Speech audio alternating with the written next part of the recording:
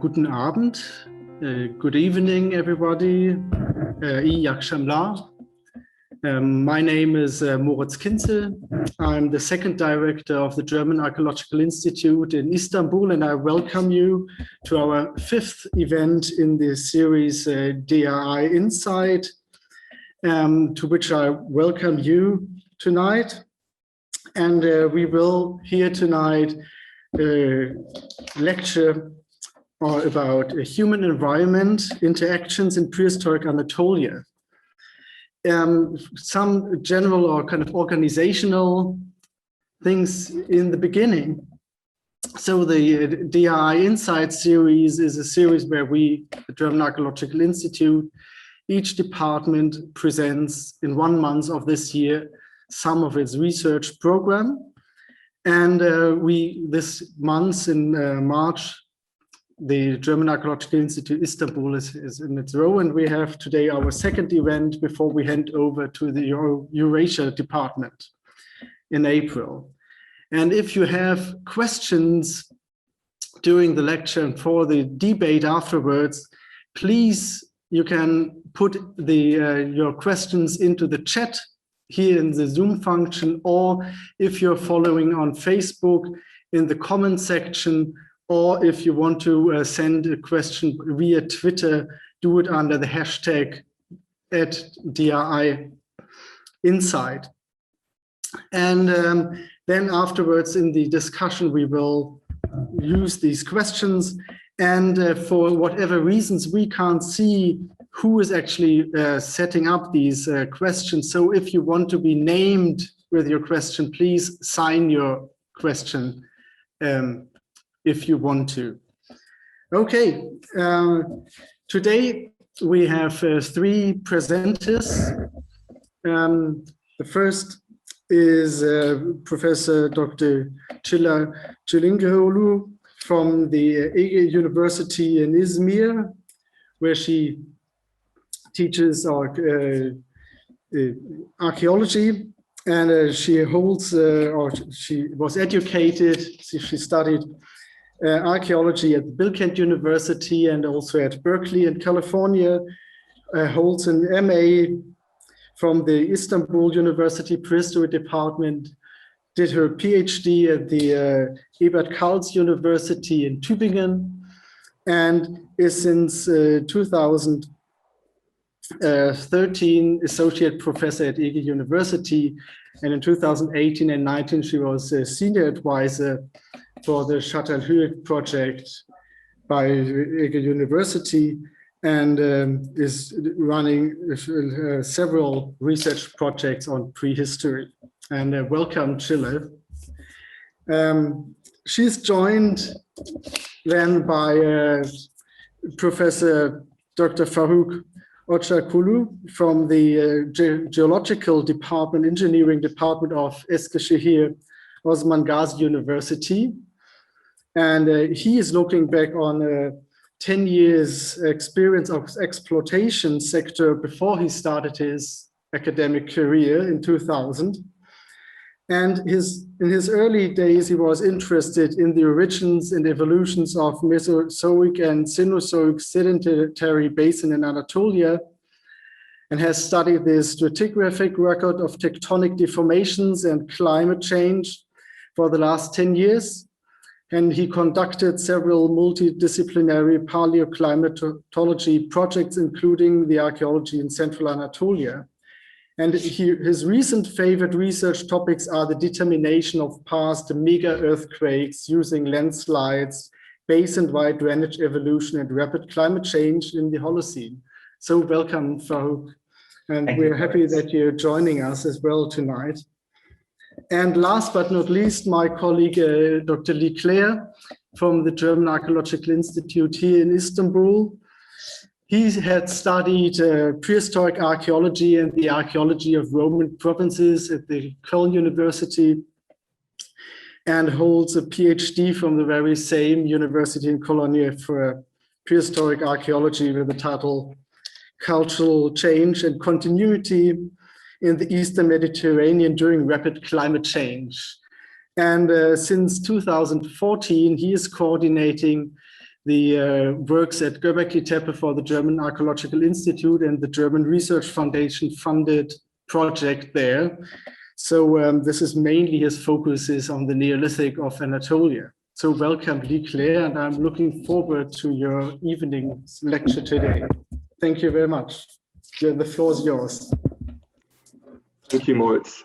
Good evening, everyone. So first of all, I want to thank my two colleagues who have agreed to join me in this venture this evening to give you a rundown of human climate or environmental interaction in Anatolia.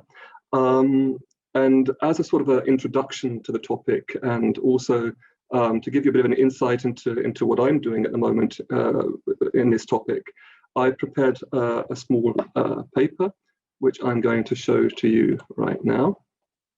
And so it's the aim of my paper really just to give you a general introduction to the topic via my area of specialization, you could say, which is the Neolithic, especially in the southeastern parts of Turkey, southeastern Anatolia. I'm just trying to get the, there we go. Okay, so I think we can just go ahead. I'm starting this presentation with a view from Göbekli Tepe, of course, which shows you the landscape of southeastern Anatolia, or part of that landscape around Urfa. You can see here in the background the Susuz Dağları, the without water mountains, as it were, because of they're lacking a water source. And in the background, the Karaciğer mountain, a volcanic mountain in the region. So let's start off with some basics, as it were. I think everyone knows where Anatolia is, where Turkey is. But generally speaking, a general view of the climate and the conditions, modern conditions, of course, which have really basically been the same for quite a while, obviously with differences, of course. You can see here the precipitation, mean annual precipitation for Turkey, and also the mean January temperatures for Turkey. And you can see that the mountains here, there's a section through Anatolia at the bottom here, the mountains do act, or very, you know, they influence the climate a lot in Anatolia, and act as a rain trap, for example. And you can see the precipitation very much caught in the southern and the northern coasts, blocked by the mountains, of course, and then therefore as a rain shadow. And of course, the coldest temperatures are also occurring in the central parts of Anatolia and the eastern mountains, and that's due to the mechanism linked to the cold airflow in the winter coming down from northern parts, from northern Eurasia, and also linked with the so-called Siberian high pressure. So this is a general look at things, and of course, in the box here is southeastern Anatolia, southeastern Turkey, or Upper Mesopotamia, if you consider also northern Syria and northern parts of Iraq. And this is the area that I'm going to be looking at this evening. Now, if we want to look at the climate as well, the general climate of this region, the modern climate conditions in this region, they can be described as semi-arid. They're characterized by dry, hot summers, of course. So those of you that have been to the region in the summer months know how hot it can get, with mean temperatures in July of around 30 degrees, but I can assure you that they get much hotter as well in August. The cool, wet winters with the mean temperatures of 4 to 5 degrees. And the rainfall comes mostly in the autumn and winter months, and also in the winter as snow. And yeah, also at Göbekli Tepe we had snow this year, just a few weeks ago. And the Haran Plain, for example, that's south of Göbekli Tepe, is a big plain that leads down into northern Syria. This has an annual precipitation of around 280 millimeters, which is just enough to support dry farming agriculture. Although today that's not a problem because of all the irrigation that's going on and all of the dams that are in the region that are pumping water into this part of the country.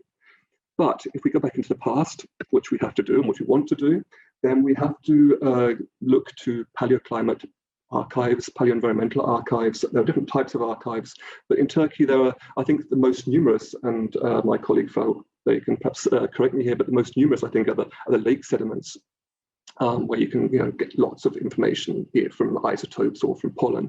And there are a lot of those, especially in the central Anatolian region, southwestern Anatolian region. But there are also marine cores off the coast of Turkey. There are caves of the speleothems, which you can take data from, and they are climate proxies. But on the left-hand side here, you can see some of the lake signals. These are isotopes, Delta 18O records from 6 lakes in the Eastern Mediterranean.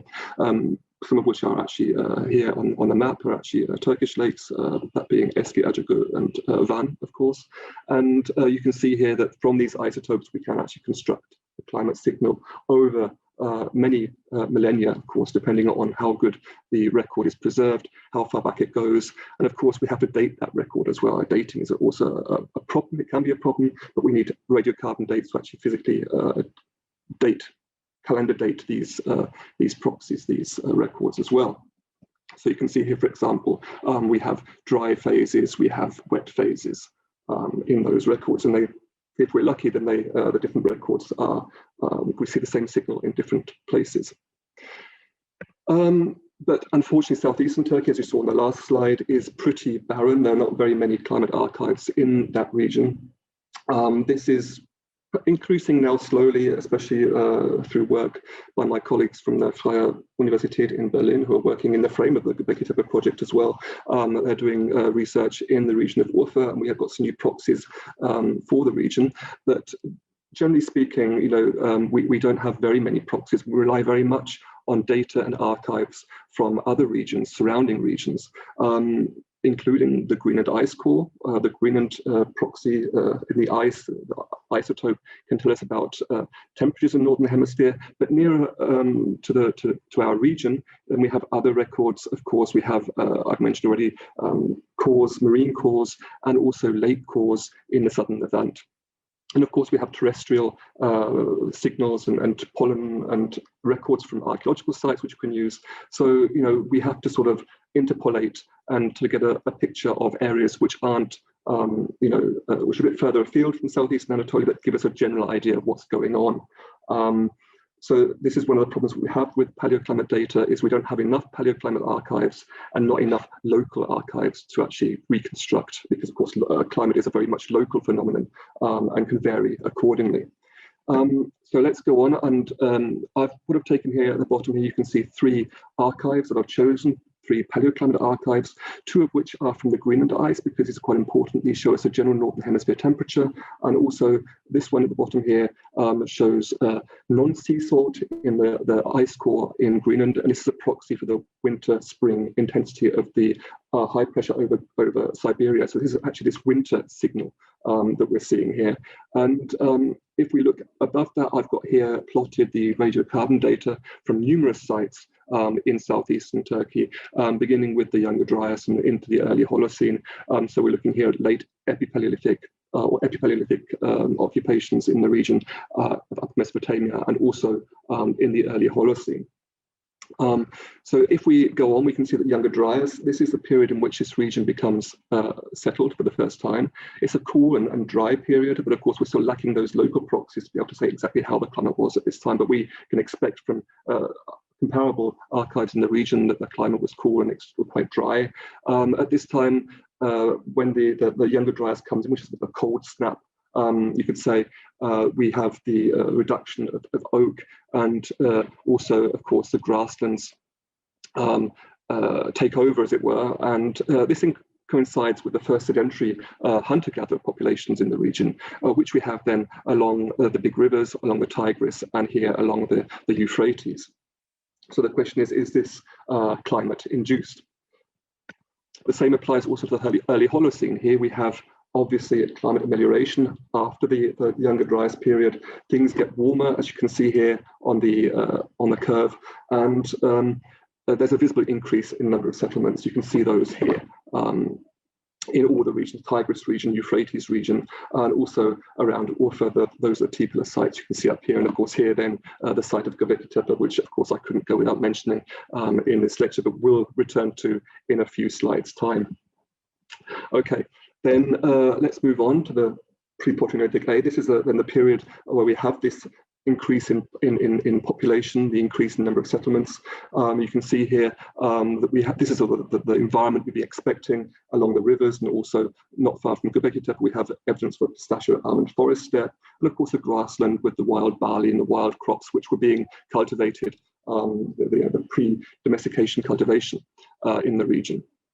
And then here you can see the oak expansion, decrease and increase in the early Holocene. So here's the Younger Dryas. Before the Younger Dryas, during the Younger Dryas had the decrease, and then this slow dissemination again of the oak woodland in the early Holocene. But of course, we have to mention here that the Holocene is not, the Holocene is very much characterized by short-lived anomalies in the climate. So it wasn't all, perfect sailing at that time. There were things that happened, and you can see those also in the proxies here. So we have, for example, 8,200 BC, this Levantine moist period. So we have more rainfall at this time. We have the increase in the Dead Sea, which is the other proxy, lake level proxy of the Dead Sea. The lake level increases in the southern Levant, indicative of more precipitation, and that coincides also with the emergence or appearance of morphologically domesticated animals and crops. Then, very important, then we have the end of the early Holocene, you could say, this rapid climate change interval, comparable to the last little ice age. I've put in a photo here from the end of the last little ice age. This is the Bosphorus when it last froze over in the 1950s. So, this is a sort of severe impact you are having on the climate from this rapid climate change. You can see here, this is from 2008, but a similar sort of atmospheric condition where you have this cold wind or cold air being funneled down into the Near East, into the Middle East, with nighttime temperatures well down below zero. Now, the impacts of RCC at this time, the 7th millennium, have been discussed a lot, and some people are for it, some are against it. But you can see here we have a discontinuity or abandonment of settlements at this time. At Tel Zabi Abyad, this is a settlement in northern Syria. For example, we have major changes, like in animal husbandry. So we could say adaptation possibly to these new conditions. Sheep and goat are now used for milk. Secondary products are coming in. Reduction of pig husbandry in favor of cattle. Stamp seals appear, so changing concepts of property, what belongs to who.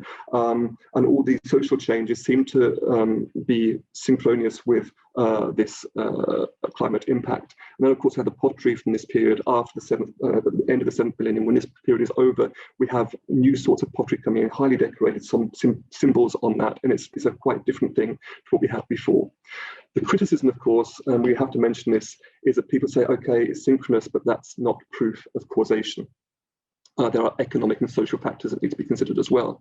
So we don't want to argue deterministic in a deterministic way. And of course, the chronology, as I mentioned before, our data has to be well dated, our archives, our paleoclimate archives, and our archives from the archaeological sites.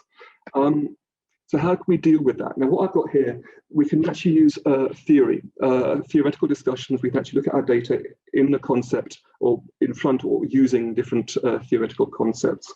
We can certainly say, and no one would disagree, that society and economy and environment are intrinsically linked and intertwined. No one's saying that everything was caused by climate. And also with climate, we have to consider the timescales involved. Was it a long drawn out climate change? Or was it an abrupt event? So was it the early Holocene amelioration and a long-scale increase in number of settlements over hundreds of years, or was it something like the RCC event, where we have more or less this very quick and abrupt or rapid climate change event? And of course, we can use these theoretical concepts to actually help us. And two are here. There's the adaptive cultural cycles, for example, which I think Çiler will be talking a bit more about. And there's the pressure and release, vulnerability, hazard, and disaster model. I'm going to look at the second one in more detail because this is quite interesting for our current studies at Göbekli Tepe. So we have here pressure and release, and this is a description after Blakey et al. This is a study which is looking more at modern climate change and modern challenges resulting from modern climate change, but it actually also applies to our prehistoric record.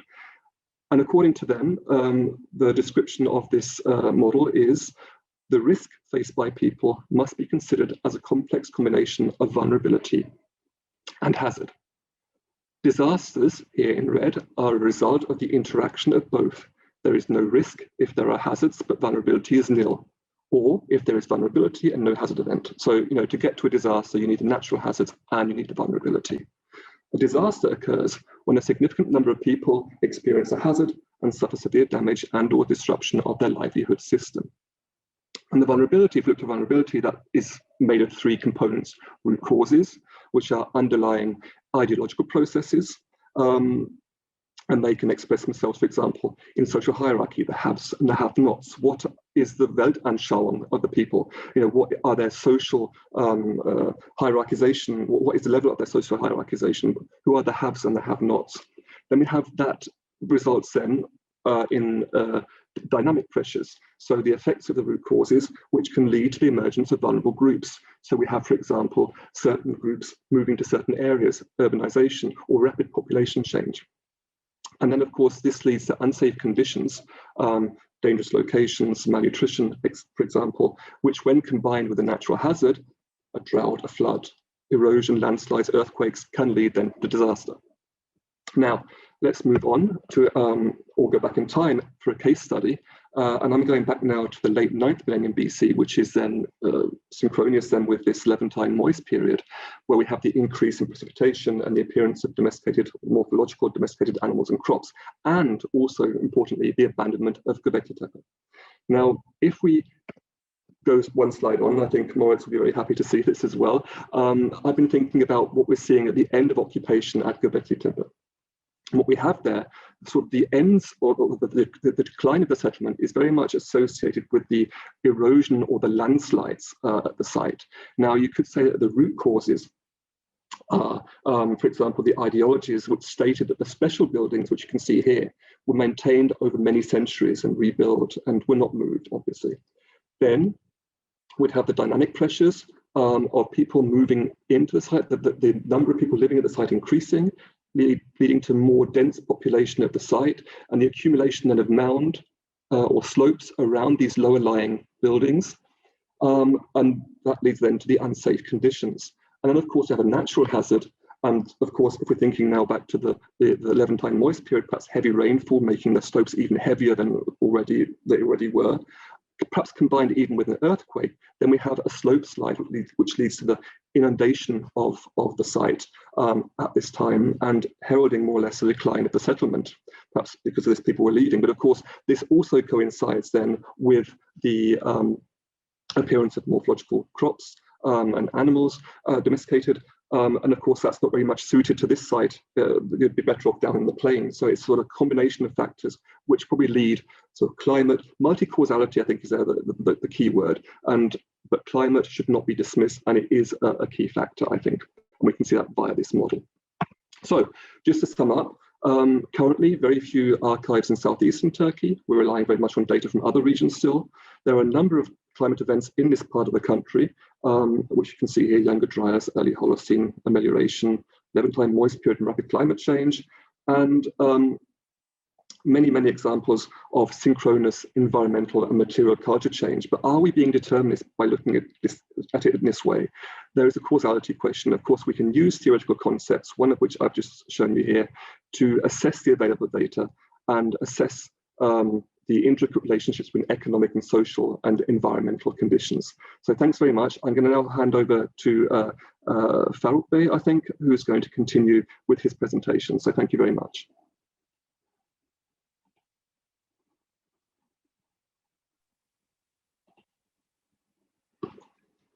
Thank you very much, Ali.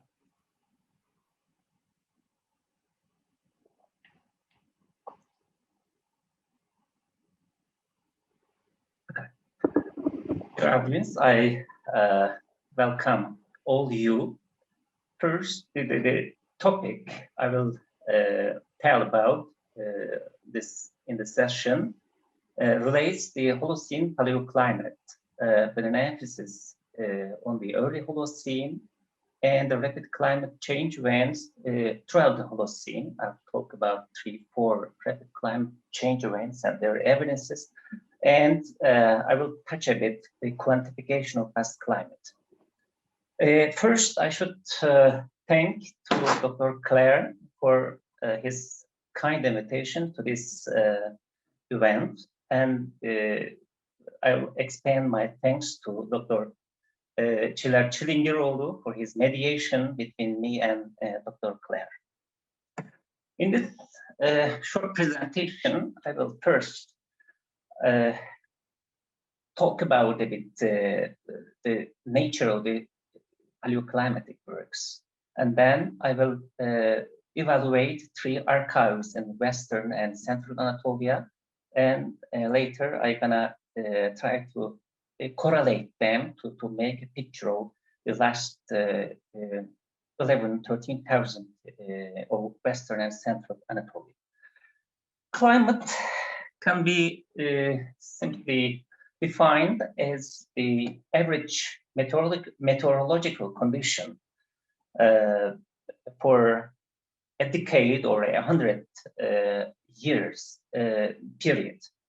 So in general, people think that the climate are more or less stationary between certain limits.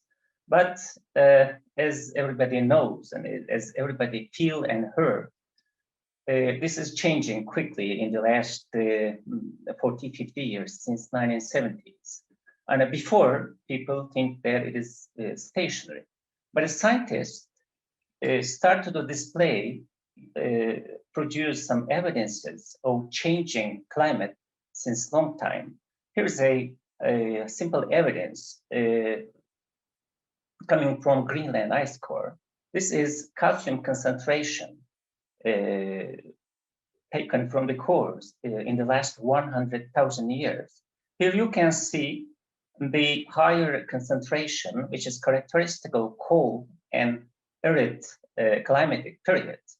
In that scale, these periods correspond to glacial periods. And as you can see, there are low concentration zones, for example, in the last 14,000 years, where the climate seems to be more or less monotonous. But it is not the case. As Dr. Clare explained, there are strong changes, at least that could be felt by past human societies in Anatolia. How do we understand past climate? Where do you know that the past climate was different from today, for example? Here, we evaluate sedimentary archives. These are sometimes stalagmites, carbonate deposits, and crustaceans in caves. Sometimes these archives, an example of this archive would be a lake or even ocean, and sometimes ice. The common procedure to extract paleoclimatic information from these sediments and ice, like the core you can see here at the left. First, what we do is to determine the timing of formation of certain layers. Say, for example, that black dots would be dated using some radioisotopes, such as carbon-14, uranium isotopes, etc.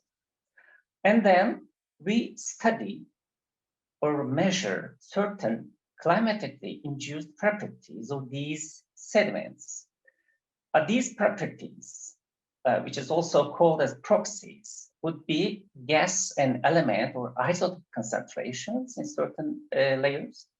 Sometimes it may be the living species, I mean the fossils or the past living species preserved in these layers, and sometimes type of sediments. These are called proxies, and we use the abundance and occurrence of these materials in consequent layers, in many layers, superposing one another. And many paleoclimatic studies generally stop at this level. So we generally, in general, on average, we have a knowledge of relative change of climate change, relative change of climate in the past. But certain studies pass this boundary, and they use some calibrational proxies I was talking about with some modern climate data. And this activity at the end result in the estimation of past climate parameters quantitatively. This is a picture showing the sites of high-resolution archives in central Anatolia. Here I can remind your memory. Sofalar Cave has a almost several 100,000 years long stalagmite record. Eski Acıgöl and Nargölü has very nice annually laminated sediments going back almost 13,000 years ago. Here I've shown the Lake Nar oxygen 18 record here. You can see here a quick fluctuation of this curve that explain the dry and warm period in central Anatolia. There's also a very rich record, another lake record in southwest Anatolia called Gölhisar. There are some marine records as well, but their resolution are generally low compared to terrestrial records, mostly due to low sedimentation rates in marine realms. If we have, one can ask, if we have very high resolution records such as Lake Nar record, going back almost 13,000 years ago, why do we need still more and more paleoclimate studies? So I can consider three reasons for this. Number one is the geographically different climatic zones in, for example, in a country like Anatolia. The second reason is the actual climatic drivers that affect an area like Anatolia, for example. Here we have North Atlantic oscillation affecting this area, and a Siberian high, Mediterranean climate, and even some outers talking about monsoon, Indian monsoon system that impacted during Little Ice Age in Anatolia. So we cannot be sure if these systems have the same strength as happened as they have today. So we need more and more archive in a given country. The third reason to have more paleoclimate studies distributed all over the country is the, let's say, dirty nature of sedimentary archive, dirty nature or the proxies. Sedimentary archives are generally formed as a result of different factors, including climatic and anthropogenic. So it is generally quite difficult to filter out, to differentiate between them. Let's take stalagmite record. Carbon-13 of stalagmites generally tell about rainfall and temperature for the past times, but it is really not easy to differentiate between them. And this would be applied to almost all proxies. Take pollen stratigraphy, for example. There we have the impact of both climate and the past human societies in an area. So it is really not easy to tell what is what. So we need more and more paleoclimate studies distributed all over the country. Then, sorry. Okay. Then I will take you from West Anatolia to Central Anatolia, and now I will talk about the results of me and my colleagues, climatic studies results. I'm going to talk to you about Lake Simao, a lake record, a river valley system in a nearby area, and Lake Mogan, very close to Mogan Lake. As you can see, the precipitation gradient is really strong, from almost 800 millimeter annually in the west, and it's almost 250 millimeter near Lake Nar. Let's start with Lake Simao. This is a depression that is formed by active faulting in the area. Those red stuffs, red lines, indicate the active faults. And there has been a lake at the center of this depression until 1960s.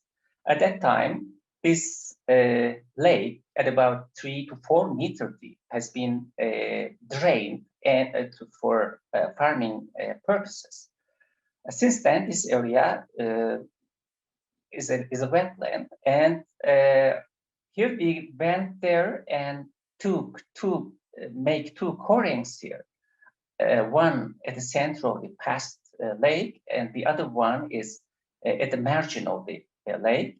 And we have also dug a trench at the margin of the lake to see the different fishes. Here are the results. The Naka core is taken from the central of the lake, and the Boğazköy trench is from the marginal part of the lake. The first thing is that the lake in the area started about 40,000 years ago. Before that time, there was a river system that there were no lake at all at the center of the depression.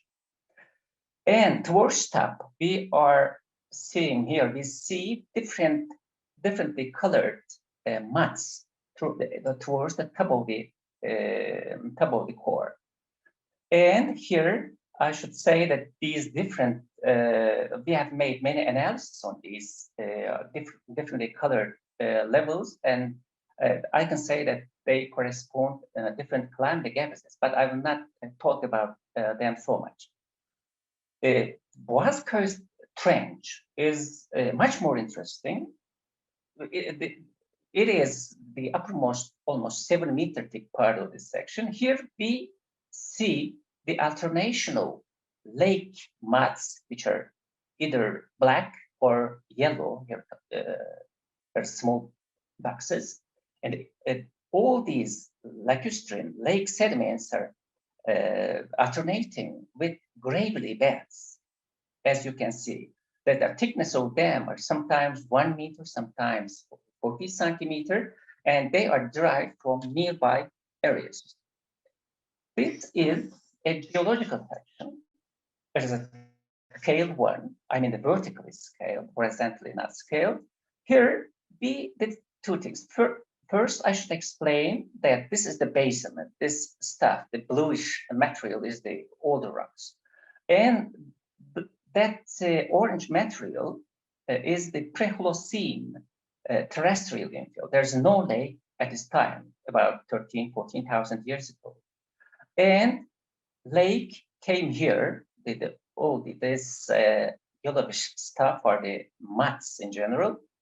And when you go to the margin of the lake, you will see the progradation of some coarse-grained fascies, the red stuff here. And it's evident, it's quite clear and reasonable that the contact between these red stuff that are deposited below the air mass on the surface, on the ground, with those lacustrine fascies indicate the past coastline of the lake. So also we have dating throughout this core, and using these coastline elevations and the bottom of the lake, we can make some estimations of the past lake levels, and even we can pass to the volume of the lakes. And I will not detail the methodology we have followed to calculate this stuff, but I will give, more interestingly, the result of the estimated rainfall during that time. I want to remind that the actual modern precipitation is about 830 millimeters in the area. Almost 8,000 years ago, this is the onset of the first terrestrial, let's say, tongue, collivial wedge towards the lake. At that time, the estimated rainfall was 460 millimeters. The famous 4.2 or 4 Ka event, which is correct in this area, surprisingly, it is BC 1,800 or something like this. And the estimated rainfall is 459. And we gradually see that the estimated rainfall gradually increases towards the top of the section. And we find really interesting these quantitative estimations. And I want to put those figures to the attention of the archaeology colleagues. The second archive is a river valley, some 200 kilometers to the east of Simal Lake. This river valley is seen here, and the bottom of this valley is dated to almost 13,000 years ago, which is beginning of the almost Younger Dryas, a bit earlier. And from that time onward, almost 8 to 10 meter thick pervial sediments accumulated in this area. We came to this area. Why? Because there are two Bronze Age mounds, as you can see. One is here in this section, and one is here. We wished to figure out what happened during the formation of those mounds in the sedimentary record. Here, it is the various proxies we used in this core in this area. The first thing that attracts our attention is the negative shift of oxygenating in certain levels, which are 8.2 Ka, which are 4 Ka, and 2 Ka or something like that. We have also a strong signal at about 3,000 years ago. The second point is we also have a pollen record in the same core. It's surprising to see cerealia type grains in the record, but then it is almost 11.5 Ka. It is 11,500 years ago. The cerealia type grains started to appear in the area. And there is another pulse of cereals at the beginning of the Chalcolithic period. And then we have a continuous record starting from early Bronze Age. We found this really interesting. Another point is the early Holocene period, even until the Neolithic period, the area was dominated by urban grasses. The coniferous forests were not so dominant in the area at that time. The last sedimentary record I'm going to talk about is the Lake Mogan. In fact, Mogan and Aimer lakes, which are very close to each other, that make a single system together. This is very close to capital city Ankara. The Mogan Lake is here, and Aimer Lake is here. As you can see, these lakes are inside. Are found in a buried valley. Here you can see there are. The next slide will be better to explain. We made several cores, deep cores, at the margin of these lakes. And first, we figured out that the beginning of the lake in this area is about 8,000 years ago. At the beginning, we thought that this lake was so old, but no, it is not so old. Before this time, there were no stagnant water, there were no lakes. And 8,000 years ago, I guess, as a result of the cold period at about 8.2 or something like this, so a high energy confluent rivers joining to the mainstream gathered so much sediment material, and these materials dammed the main valley, and at the end, these two lakes occurred. And this is a longitudinal section, yellow stuff in the case the damming material, and these are the lacustrine sediments.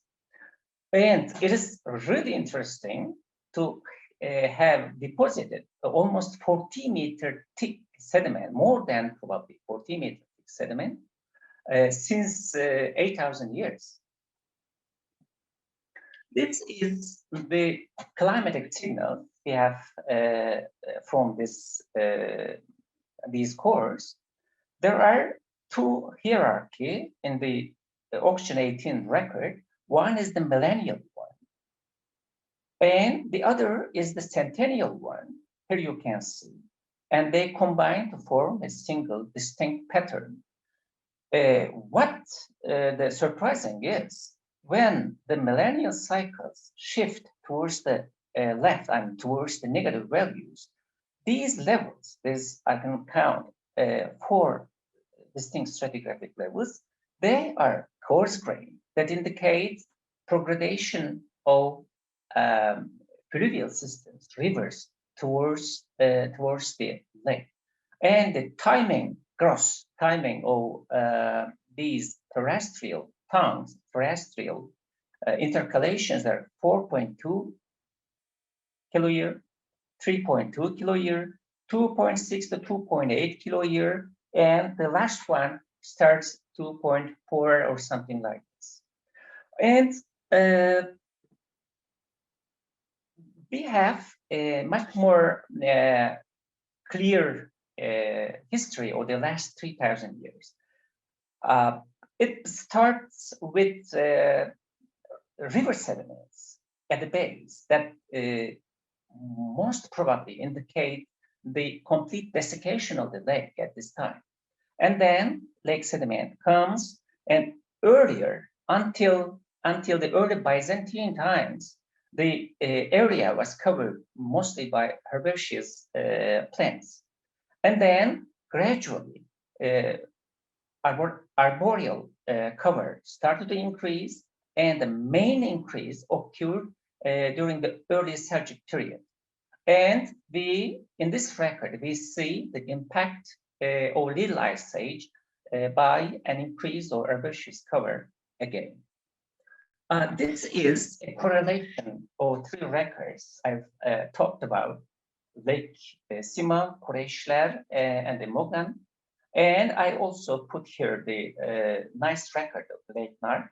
And I guess that those dry events, 4.2, 3.2, 3.3, or something like this, and the last dry episode at about 200 years before Christ, that's 200 before Christ, can be traceable throughout the central Anatolia. In brief, Western Anatolian shallow lakes have been dry due to probably less than 350 millimeter precipitation before 12-13 kiloyear. Wetting of the central and western Anatolia started after that time and resulted in stagnant water bodies in lowlands, and alluvial accumulation also started just during this time. Following a relatively humid period, a long-term, relatively dry period started at about 8,000 years ago. At that time, the estimated annual precipitation was about 450. 2 centennial dry events at about 4 Ka and 3 to 2.8 Ka can be traceable from west to central Anatolia, and during these times, the precipitation was well below 450, 475 millimeters. Long-term consequences of that low precipitations should be really seriously considered in the on the life of the historical societies in the area. I should first thank to the audience for their patience, and also to my colleagues that collaborated with me in all these projects in the region. Thank you very much.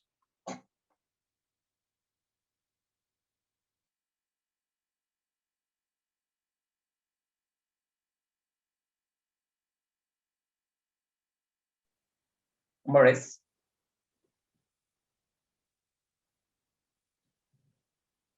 Thank you. Okay, that was great. Thank you so much. Really intriguing stuff, especially these anthropogenic signals there from Central Anatolia. We'll perhaps discuss that a bit more in a second. So yeah, I can now, with no further ado, hand over to Çiler. Thank you very much. Thank you, Lee.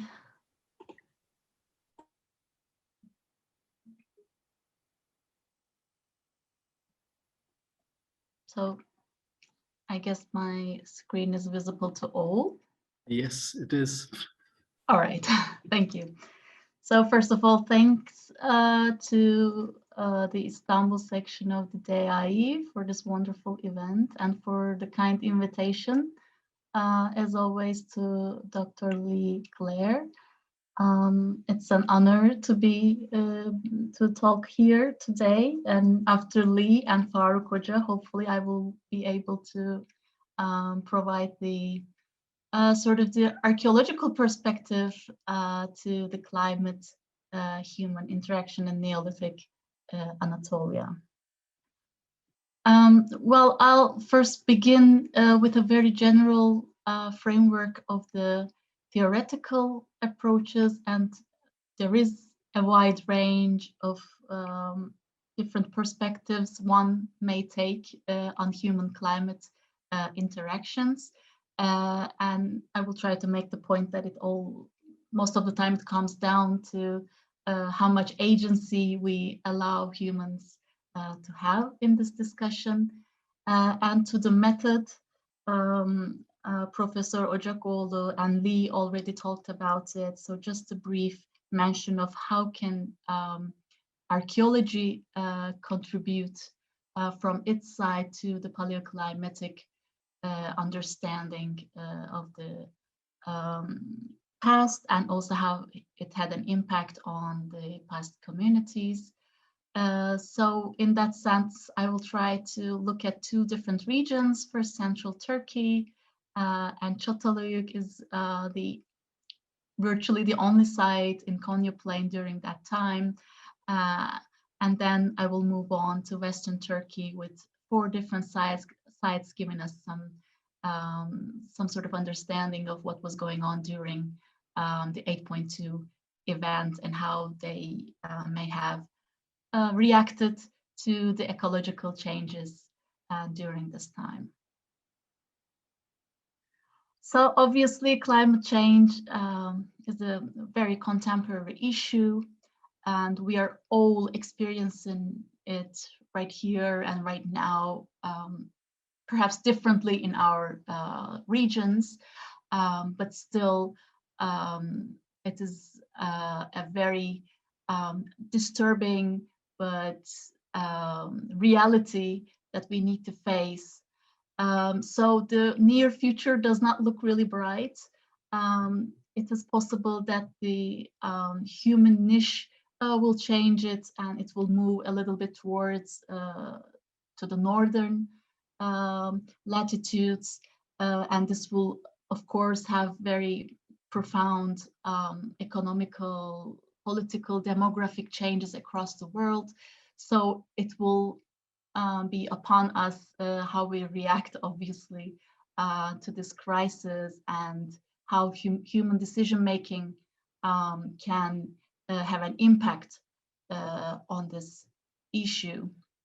So as I said, in theory, it depends whether we look at human agency or whether we look at ecology more, and it is the balance between these two factors that affects sort of our theoretical stance in this issue.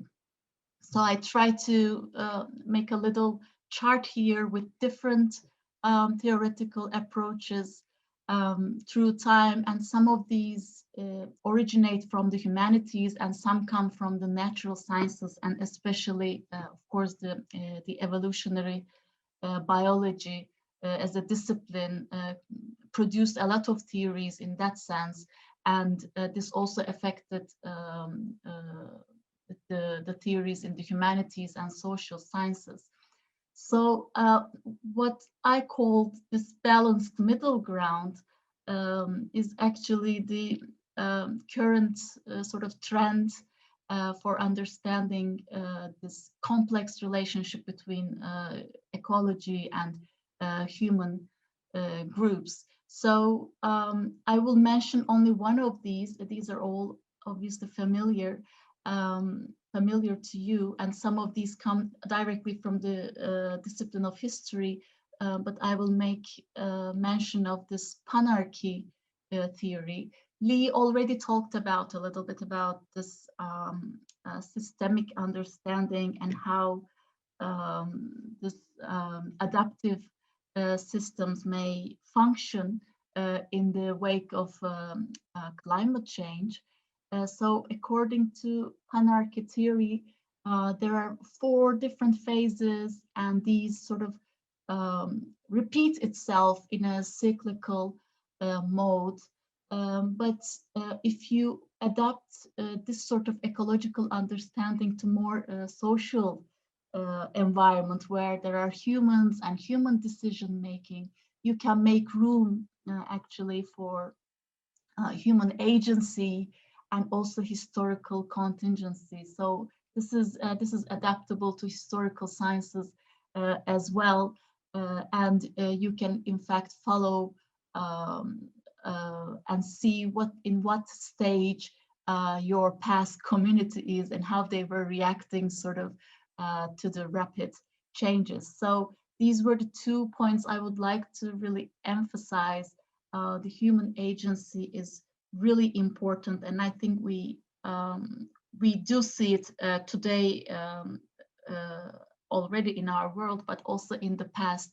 Human agency and historical contingency, the local conditions were important for how groups dealt with rapid climate change events. So when an RCC, a rapid climate change event occurs, societies may react differently. So there are 3 sort of properties or principles how societies may react to these changes. First of all, of course, they may become resilient if they have the capacity, of course, to absorb the shocks that are created by the rapid change in the climates, so they can keep their old structures, and they may actually continue in stability by becoming resilient to the change. They may also have the capacity to adapt. So adaptability is actually when you have actors or agents in the system that are capable of change, and by changing they actually keep the system going, so without a collapse or without a major reorganization. This requires leadership or good governance, but also social networks, social solidarity, cooperation, trust in each other, and a will to innovate. So new technologies, new ways of living, new ways of livelihoods, these would all go into the category of adaptability. And finally comes the transformability, and this can be described as a fundamental change in the system, a total paradigm shift or revolution, if you will. So the societies have also the capacity to profoundly alter the system in which they are living. So this requires obviously a will to change.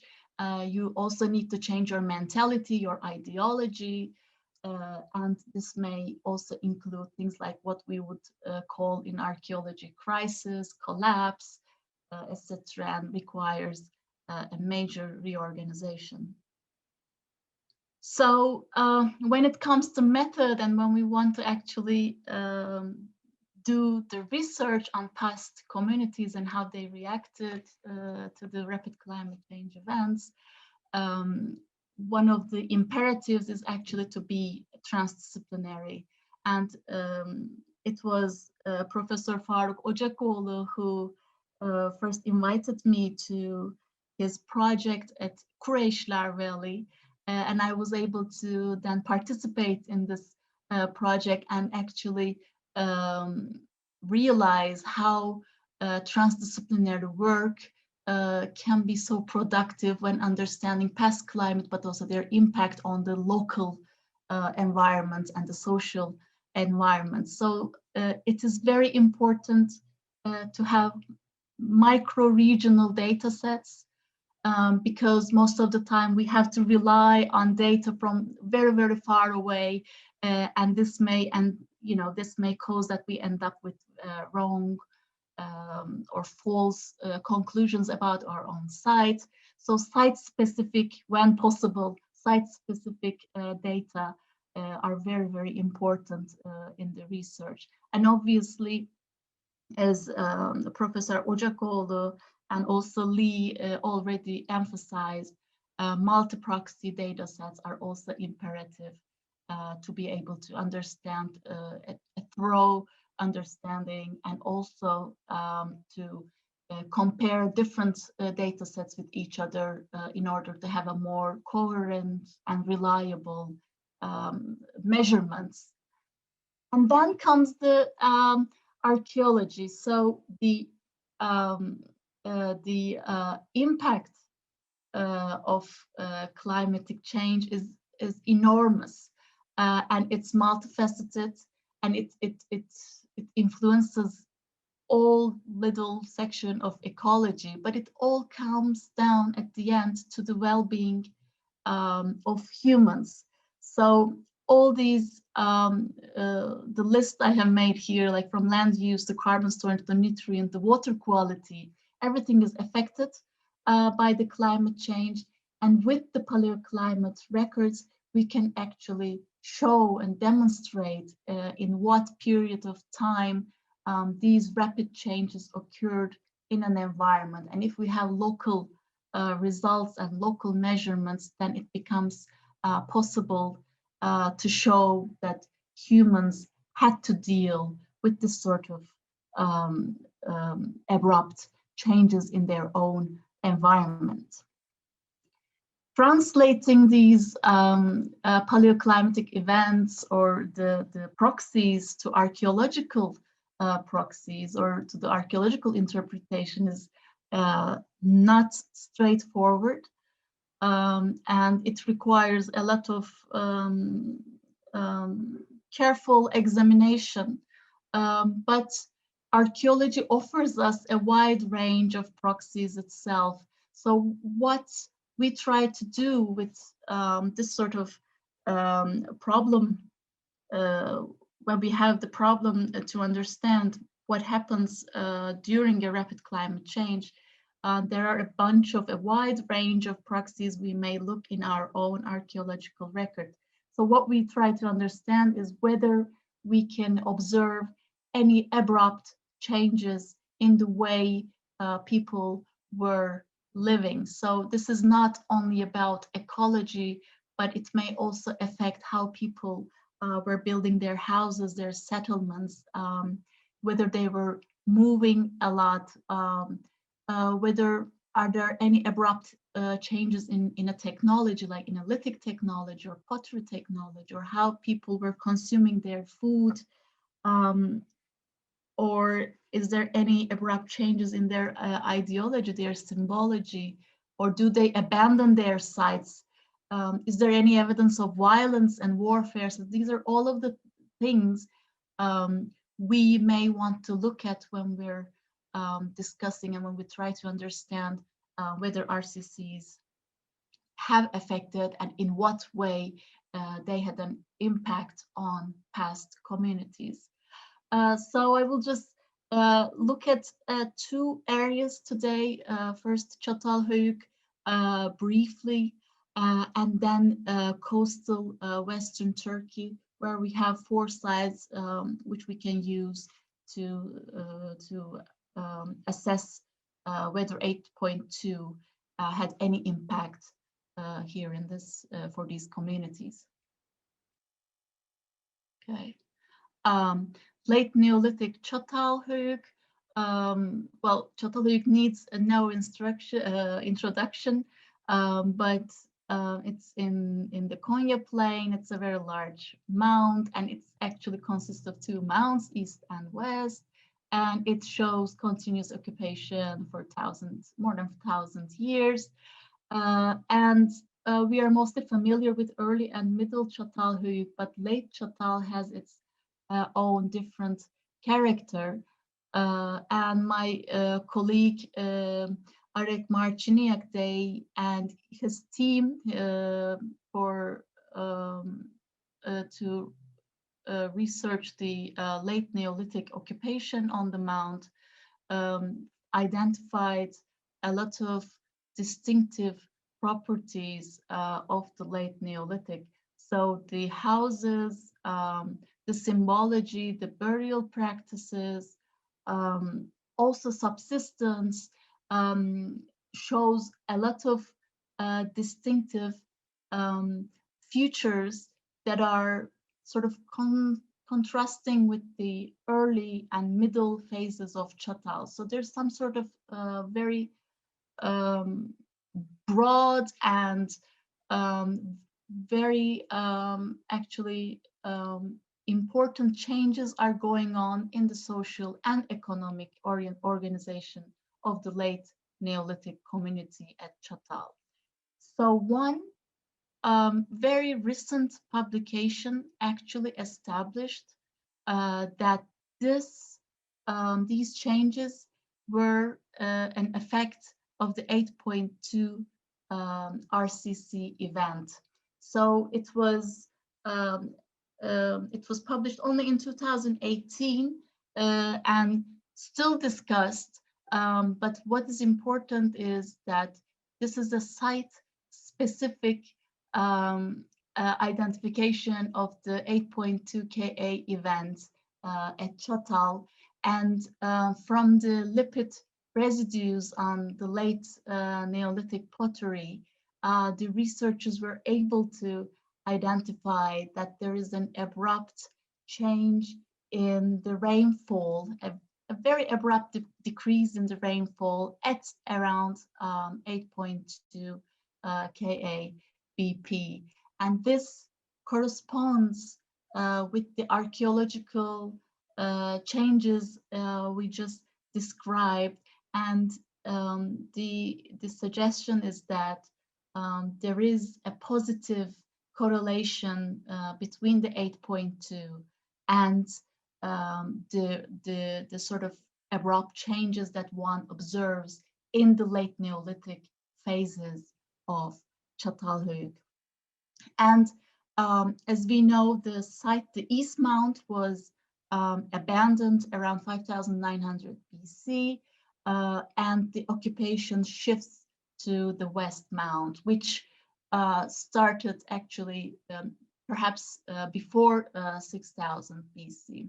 So the shift in the occupation and the abandonment of the East Mount, plus all the changes in cultural practices, but also subsistence, suggest that Çatal community was perhaps trying to deal with this rapid change in the ecological conditions in the area.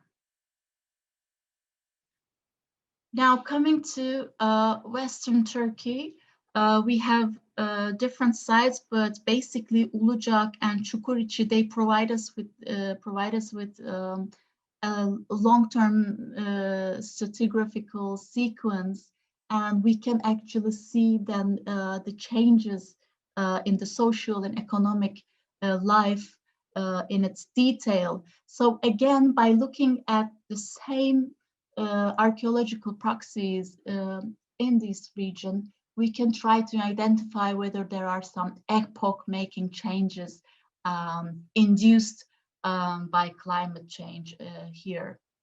So very briefly, we can look at the architecture, and architecture changes through time. here in Western Turkey, but in general in the region, there's a very high variability in the architecture. We have oval plans and rectilinear plans, but one major change that that we can highlight here is the change from wattle and daub to mudbrick architecture at Ulucak, so just around 6000 BC. So this one can name as an abrupt change. And after 6000 BC, we have this massive houses, rectilinear houses. They're very large and were built from standard size mud bricks, and they were opening to either courtyards or open areas, and with a lot of evidence for household production. So this is one change that we see around 6000 BC, and it becomes more pronounced after 5900 BC. In terms of subsistence, actually we have a stability through time. We have the all for domestic animals from the very beginning onwards, both at Ulucak and at Çukurçi.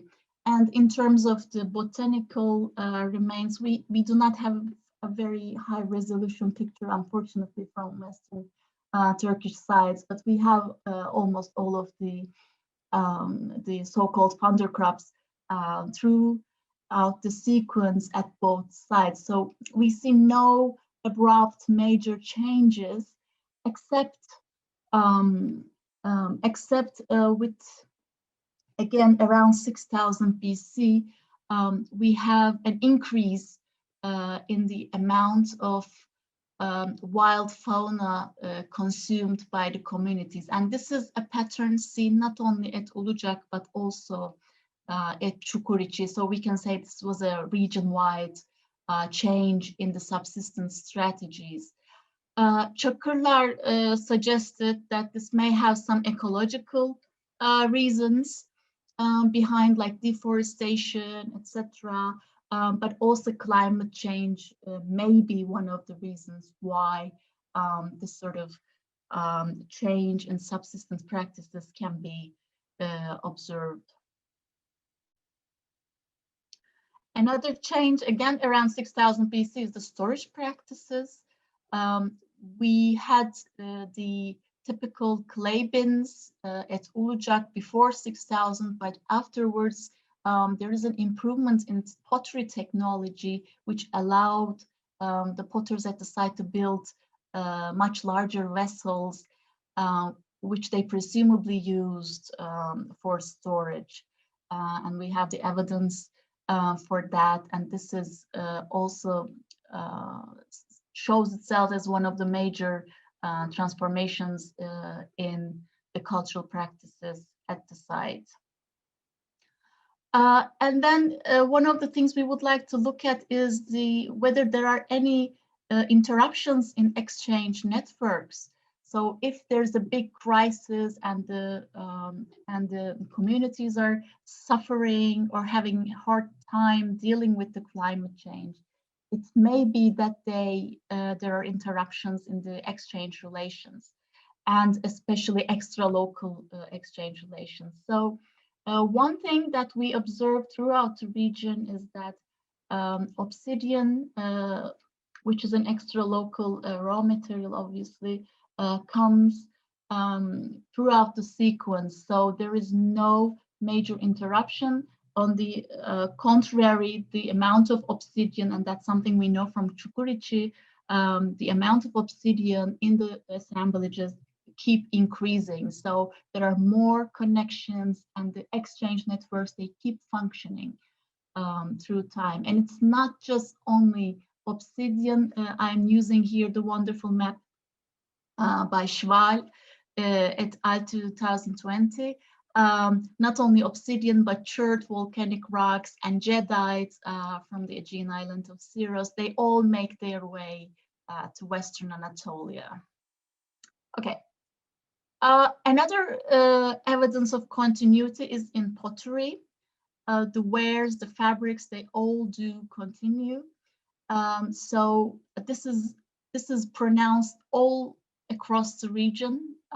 So at all sites, we can see this sort of very strong continuity in the pottery production and technology. The only thing we may observe is, again, with 6,000 and after 6,000, there may be an increase in the production of dairy products, and that we see from the dental use where of sheep and goat, but also from the lipid residue analysis showed that the groups in Western Turkey, they were producing also dairy products. One abrupt thing that's happening at this time, and again here after 6,000, we see the very abrupt appearance of impressed pottery. So that was something we didn't have before. It appears suddenly and synchronously across the region at 6,002.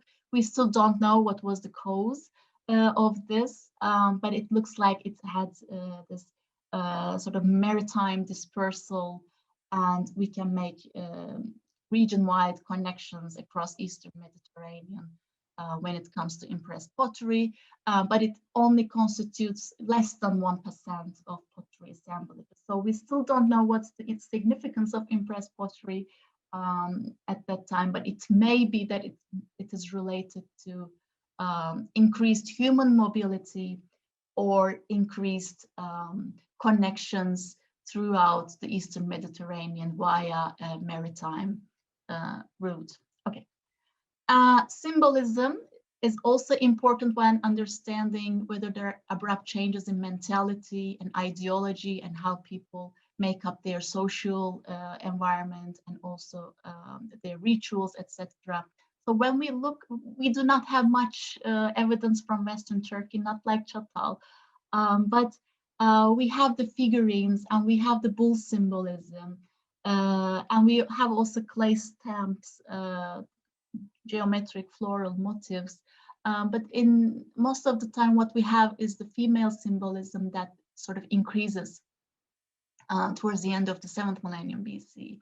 And no big change in the way symbols were used and the nature of symbols. It remains the same. It's always the bull and it's always the female symbolism. The only thing that comes up is this anthropomorphic vessel, which did not appear before 5900 BC. So again, female symbolism, again, this posture is very much familiar to us, a woman holding her breasts, but the production of anthropomorphic cup is a new thing. So I would say still a lot of continuity in that sense. Okay. Another thing we would like to look at is obviously, and Lee has already produced a lot about this, is the evidence of warfare and violence in a region.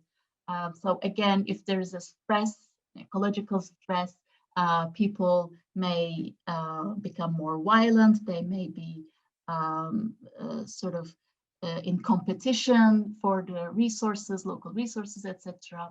So what we have is very interesting from Western Turkey is that we have across many sites, including Lake District sites, caches of slingstones, and these were found in hundreds and hundreds at Ulucak, but also at other sites, like also at Çukurçay. So these are these the evidence of warfare and violence? Well, there's a big question mark and there's a big discussion about this, but we need to highlight that this mass sort of storage of sling missiles at this time, and also the burnt layers, they may suggest that some sort of violence may have been going on in the region. But there are also evidence, or let's say negative evidence, that speaks against this, like no skeletons, no defensive features, etc. So this is a big discussion, but still I think it's worth pointing out when it comes to West Anatolian Neolithic sites. All right. And finally, the change in social organization. So whether we can see something like what was going on at Çatal, where there were more independent households in the late Neolithic, whether we can see something similar here in Western Turkey. Well, there is certainly evidence for what we can call incipient specialization after 6000 BC, and that we can observe in pottery production, but also in textiles. So there are households, it looks like at least there are some households which are responsible from producing this sort of material, and it could be that sort of social inequality appeared based on such skills and production abilities. So, but other than that, there are no central authority or larger houses or some sort of leader appearing, or vertical hierarchies. We cannot talk about something like that in West Anatolian Neolithic, but there is some sort of specialization, and in that sense, social inequality going on in the region after, again, 6000 BC. And then comes the abandonment, and this is very important, but it's also very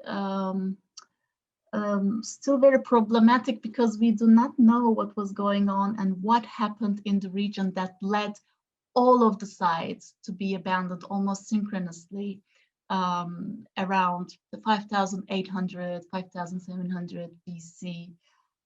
So we may think that because this is region-wide and because this is synchronous, there can be a common cause behind this. And one of the first things obviously comes to mind is in climate induced abandonment or something ecological. This is something we still don't know and still needs to be discussed, but it may be related to ecological factors. All right, so to sum up, West Anatolia, well, it looks like, well, we have the 8.2 event, and it is already shown by the paleoclimatic data. So what do the people do in the face of this rapid change? So it looks like at least around 6,200 to 6,000. There is no abrupt change. There is no interruption in the settlements. It looks like there's strong continuity with gradual change in some technologies and strategies. So it looks like at least the West Anatolian groups, they observed the shock really well, and they were very resilient at this stage. Or around 6,200 BC, they did not feel it. So because we do not have site-specific proxies from Ulucak and Çukurçay, unfortunately, it's difficult to tell what was the magnitude they had to face when this rapid climate change event was going on. But it looks like there is a high capacity to adapt, because around 6,000, they change a lot of technologies. The social networks, economic networks, they endure, and there is no real interruption to them. But also by adapting and by innovating, they change the way they live. Their houses change, their pottery change, their subsistence strategies, they start hunting more and things like that. So there is a change, but it's not, it is gradual, and it does not cause the whole system to collapse. So people keep, occupying these mounds by using their ability to adapt to changing conditions. And finally, there comes the fundamental change, and they abandon. So this region-wide abandonment I just talked about, this can be construed as a big transformation in the area. Whether it had to do with an ecological event or whether it was related directly to 8.2, it's very hard to tell. This is something really to be discussed further. All right, finally, discussion points. Was Çatal more vulnerable because it was in a semi-arid area and less resilient in a way? Something to discuss. And whether West Anatolian groups, especially because they endured this 200 years with strong continuity in their culture, whether they were more resilient or their ecological conditions were more sort of made it easier for them to adapt to this rapid climate change. And also we can discuss whether social ideological factors played a key role here, you know, social solidarity mechanisms and also cooperation among different groups in one region, whether this also helped people to become more resilient and adapt to the new conditions. Whereas, you know, Çatal, as the single community in Konya region, maybe could not take advantage of the solidarity mechanisms one would have enjoyed in Western Anatolia around this site. Okay, thank you very much for listening and for your patience, and looking forward to the discussion. Thank you very much, Çiler. And I would kind of thought, please open your screens and cameras for the discussion. We have already a first question kind of in the chat. So thank you very much for all your three for your contribution. And then I just read out this question. I think it's to you, and then you can decide who wants to answer. It's like, as we are actually experiencing rather impressive impacts of climate change nowadays, is there anything to learn from the past or vice versa from recent or at least historical known actions and flexibility of resilience by the very much exposed and intensive circumpolar societies? Are there any comparable patterns between past and present?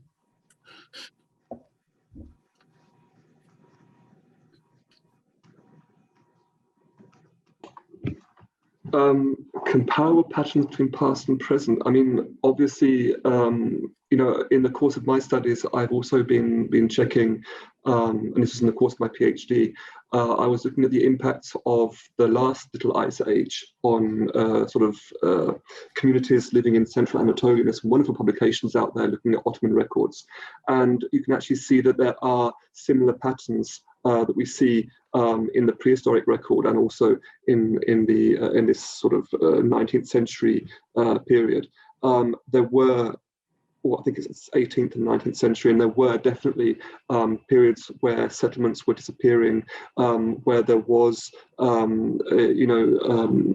drought, where there were epidemics, and there are very vivid accounts by travellers in the region reporting on the consequences, probably due to little ice age, and reports of cattle dying, people moving. So this doesn't seem to be something new in the Neolithic or in this modern age, but definitely we see the parallels back in the past. But I'm like I was in the last, like we had this topic of a similar discussion at the ground check meeting a few months back, and I took the very negative stance of saying, you know, I think we haven't learned from the past. But I think obviously we do have to think more positively, and we can learn from the past, and of course from those modern. I mean, I'm not quite sure about the modern circumpolar settlements and how they've adjusted or adapted in their long histories. But there are definitely patterns, you know, from the Neolithic through the Middle Ages right into the modern Little Ice Age, to the, you know, 200-300 years ago. Can I also just add one thing? I mean, yeah, for sure, Çiler. I think both we can learn from the past and also from the past experience. We can also sort of decide what kind of mentality we will confront the climate change. So we can learn from the past that being open to new technologies, being open to new livelihoods may actually provide us an advantage, and people can stop being conservative and deny climate change, and actually they can start, because otherwise, you know, your system can collapse, and you cannot stay resilient forever. Or you can learn that too much resilience is also not a positive thing. You should maybe do a revolution and change the system in which you're living. So there are so many things to learn from the past, I think, and vice versa. And one of the things is it's not only climate, it's also migration issue. If there's a big climate change, there can be mass human mobility and dispersal across continents, and that's also something we know from archaeological record. So instead of again being so conservative and saying people should stay where they are, we should face the fact that maybe some of the regions in the world will not be habitable in very near future. And people will have to move, and we have to start, therefore, you know, develop some policies very rapidly to deal with them. So yes, past teaches us a lot, and I think archaeologists have also a very big responsibility in that sense to, you know,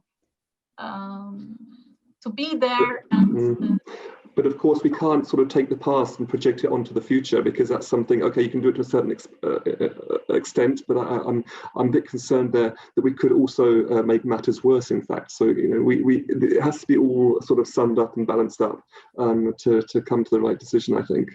Absolutely balanced, yeah, definitely. There's a question by Barbara Horace from Vienna, first thank you for this talk.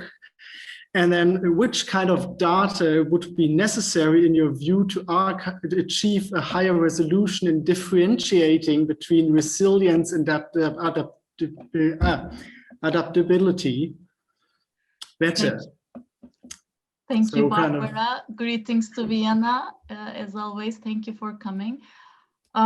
This is very difficult. I mean, in resilience, we would expect, I think we would expect people to stay rather stable and the same. And if there's adaptability, we would expect people to remain in the system they established, but change it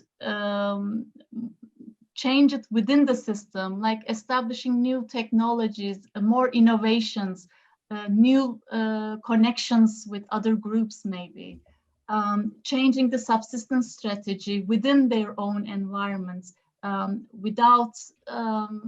without abandoning the site. So these would be the things I would expect in an adaptable situation where people, you know, do have the capacity to change while staying in the same place and enduring these changing conditions.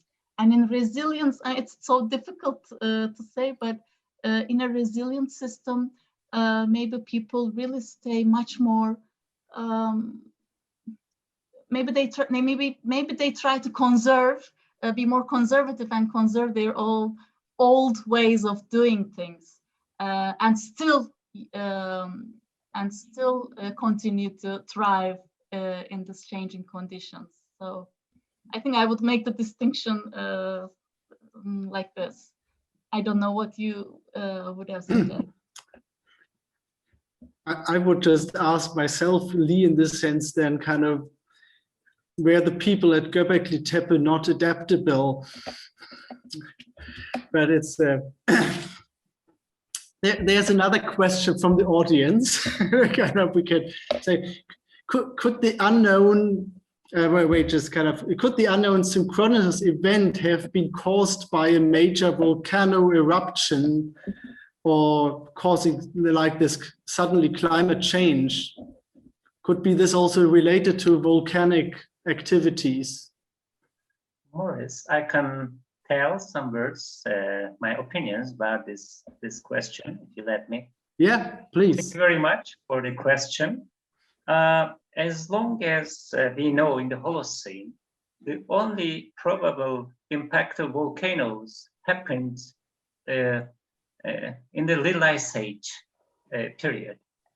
The rest of the draft event, 4.2, 8.2, and the others, we don't have really any evidence of volcanic eruptions and impact of this eruption, this kind of eruptions globally.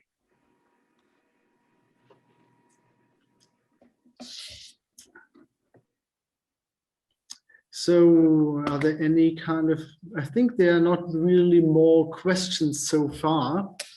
I have a question, if I may. Yeah, please, Lee. Yeah, this I wanted to ask if you yourself have a question to your partners. Yeah, well, I have two questions. One would go to Çiler, first of all. Obviously, you've been discussing recently about the maritime contexts, not only in the Neolithic sort of context, but also in the Epipaleolithic context.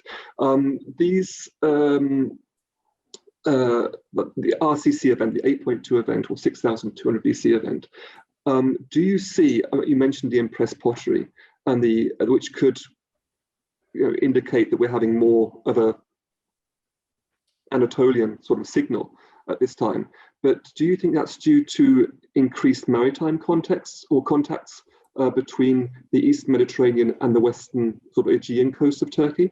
Or do you see any more evidence for these contacts at all between the two regions at this time? Well, it's so difficult to say because we have so little evidence from the southern Turkish coast, and this is always the problem to make the links. But as you say, we definitely have some sort of maritime connection before the Neolithic.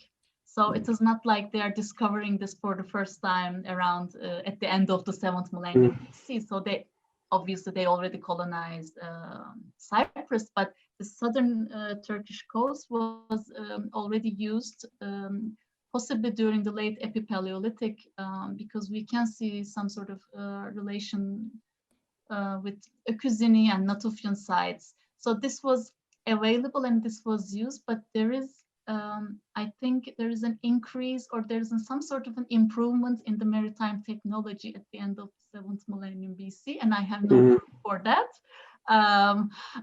It's just an intuition, I must admit, that there's an increase of maritime contacts from Eastern Mediterranean. Think about Yumuktepe, and then on the way, Ocakoğlu also has Neolithic layers, we always forget, and then southwest Turkey, and then west coast and Aegean, obviously. So this increase first happens in the first half of the 7th millennium BC, presumably around 6,600 BC. We have an increase in the maritime connections and travels and dispersal of first domesticated animals we see around that time. But then at the end of the 7th millennium BC, with the impressed pottery, that's the only thing I can see that I can actually link these sites. And other than that, there is nothing so obvious that's showing we have a surge in the maritime mobility of people. But you would agree there would be some sort of increase in mobility at this time? I do. I do definitely. I mean, you can see it from the number of sites and density of sites. It also increases at the end of the 7th millennium BC, and then suddenly drops, obviously. But we also have the Neolithization of the whole Mediterranean around this time. So that I also link with the human mobility, because we see it all the way to the Iberian Peninsula, to Italy, and then southern French coast and Iberian Peninsula. So this has to do with human mobility, and they had to somehow cross southern Turkish border, coastline, and then towards Mediterranean. So I definitely link this with human mobility and also animal, domestic. So that would lead on to my next question to Faruk, if I may, because, would that then mean that in the RCC period, in the rapid climate change period, at this time, the coastal areas were perhaps more attractive? Were they less impacted by the effects of climate, the climate anomaly, the 8.2 event? Were the coasts a better place to be than, say, in central Anatolia? I should say that I cannot explain this really hard question. So yeah, that it is a bit related to past climate dynamics, and I'm a bit away from this debate. Sorry. But I mean, I was just thinking perhaps that the coast would be less sort of cold and less dry than perhaps central parts of the. But of course, that depends on our proxies. Really. Logic says something like this. Can I ask a question, Morris, to Çiler? Yes, do. Çiler, what archaeological record at about 8,000 BC or just later? What does it say? Is it a continued draft period, or is it a rapid climate event of several hundred year duration, and then it stopped, but impact of this draft continued, expanded later? What do you think about this? 8,000 BC, did you say? Or something like this. You are talking about a kind of archaeological change started with 6,000 BC. Yeah, okay. Yes. Yeah. Because from 8,000 BC, we have no archaeological record in West Anatolia, unfortunately. But around 6,000 BC, there are these major changes, but this change happens in a continuity. So there's both continuity and discontinuity. But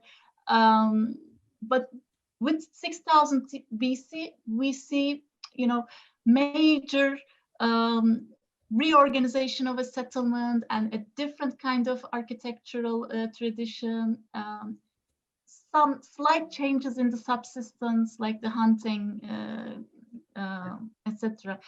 Pottery changes. So there's so many things are going on, but it's not like people are leaving, or it's not like people are actually thriving in this time period. So it's so difficult to say, they were suffering.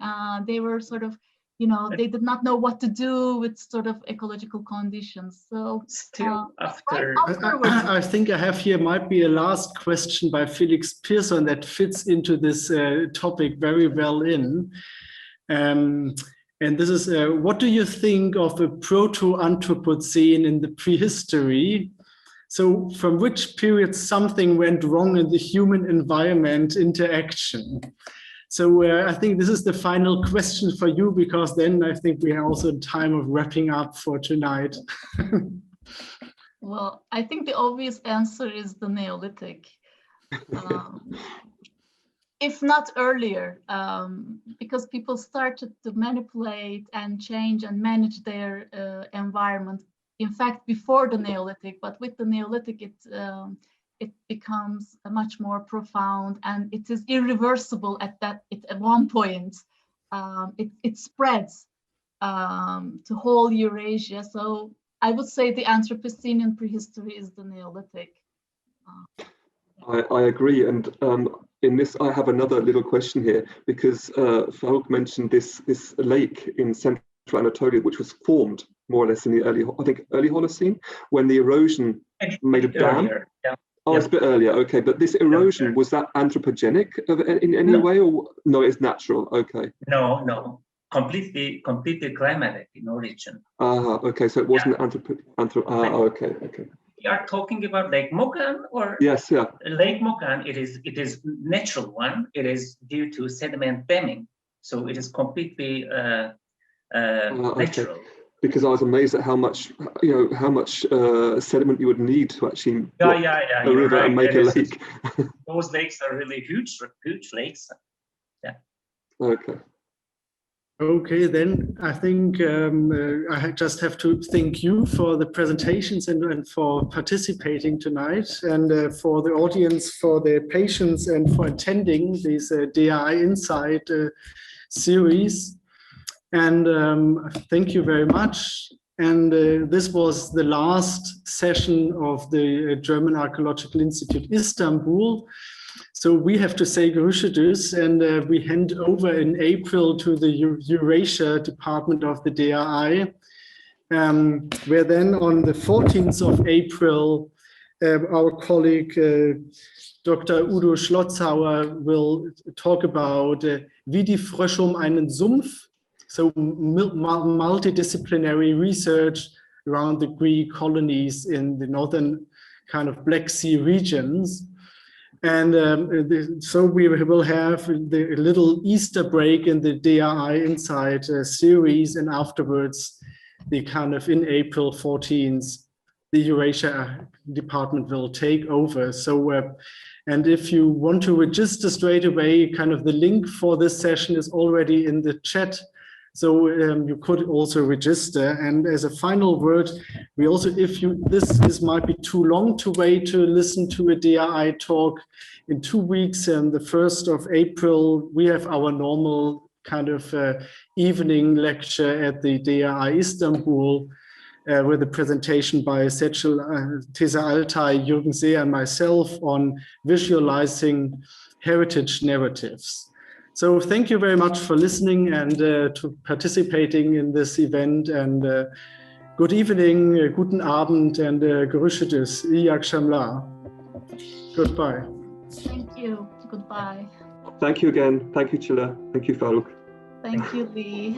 Okay, see you again. Ciao.